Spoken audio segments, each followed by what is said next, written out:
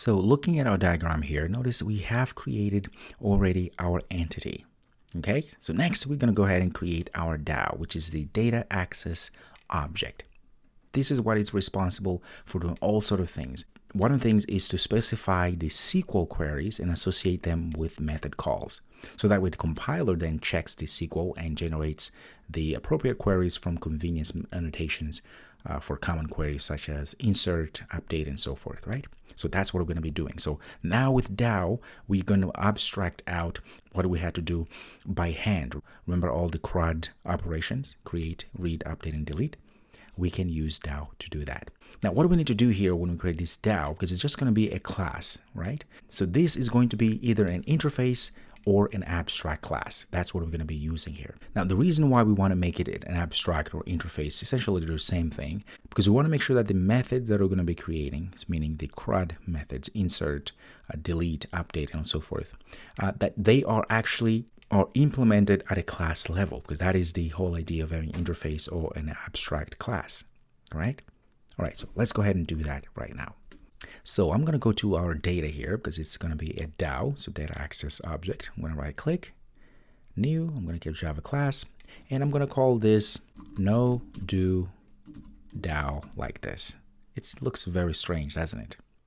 That's fine, but I like to append the DAO there so that we know this is actually a data access object. So here what I'm going to do is I'm going to make an interface. So now we have a NoDoDao class. Now how do we make it so that Android Room knows that this is a DAO class? There we go. So now you're getting the hang of it. So at DAO like that. There is even such thing as DAO annotation. Very good. So hit enter. Now, anytime this NoDoDao is called, it will be considered a DAO, which means from our diagram, that's going to be used for very good things, which means it's going to be able to interact with the SQLite entity database. Very good. So next, what are we going to do? Well, what do we need? Well, this is where we're doing the CRUD, if you will, right? So we can do create, read, update, and delete. Now remember, we're inside of our interface here, which means that in our interface here, we're not going to be adding the body for all of our methods. So at this point here, I'm going to say void insert or add an item. What is that I'm going to try to insert? I'm going to try to insert a NoDo model class item object. So say NoDo like that. There we go. So there's no body for obvious reasons, because this will have to be implemented at a class level. Makes sense. Now, again, how do we make it so that this insert here is going to be seen inside of our compiler, inside of our Android Room as an actual CRUD? Well, there is an annotation. I say at insert, just like that, and done. Now, insert is going to be known that it is indeed an insert CRUD operation for our NoDoDao data access object. Look how simple this is. And next I can add, for instance, a delete query. Void delete all to start with. So at this point here, I'm going to pass a query. So add query, there we go. So I can actually pass the SQL code that will run when this delete all is called. So in this case here, I'm going to say delete from where? From a table. I want to delete everything, which is usually not a good idea. But in this case here, I'm just going to show you things, right? Well, what is the table name? Let's go back here.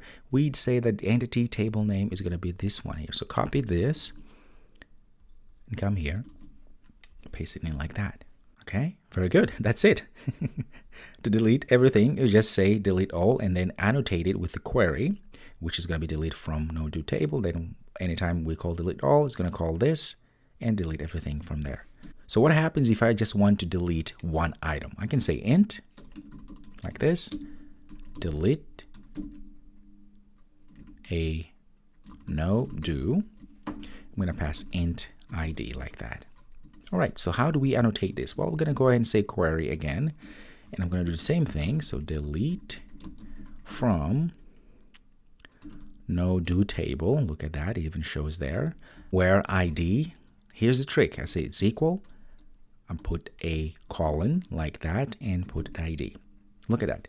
This means where ID, meaning in our table, the ID that we created, is going to be equal to the ID that we're passing here. In fact, you can see that we are now highlighting this here. So that is the syntax here. So you said ID equal and then colon and then put the ID. So we're saying now we're passing this ID, which we're going to be receiving from our parameter here when we call this delete and no do. So we can even update, right? So I can say int update no do item, like that. First of all, int ID of what we're trying to update, and then the actual text we're trying to update. So it's going to be something like string no do text, like that. Okay. So at this point here, I can come up here and say query. I'm going to say update. What is it I'm trying to update? What table? It's going to be no do table. Okay. I'm going to say set. I'm going to be setting things to update. Well, I want to set no do column to be equal to what? Well, I'm going to put equal colon, like that. Our no do text, right? And I'm going to say where ID is going to be equal to colon, like that, ID that we're going to be passing, like that. There we go. Inevitably, let's go ahead and get all of our no-dos.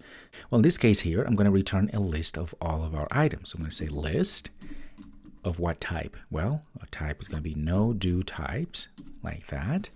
And I'm going to say get all no-dos. Done yet? That means I'm going to put at query. What do we need to do? Select all from our table, which is our no do table, and I can say I want to order by no do column, like that, and I want it to be descending, right? Very, very easy. In fact, all of this should be very familiar in so many ways, but look how easy this is compared to what we were doing before. That is the power of Android Room, which has this very awesome feature, which actually uses, I should say, this awesome feature, which is the annotation. All right, so there we go. So now we're pretty much done with our NoDoDao, which is exactly what we want, because that is what's going to be connecting with our SQLite here, back and forth. All right, so we're making good progress here. I hope this is making sense, and I will see you in the next video.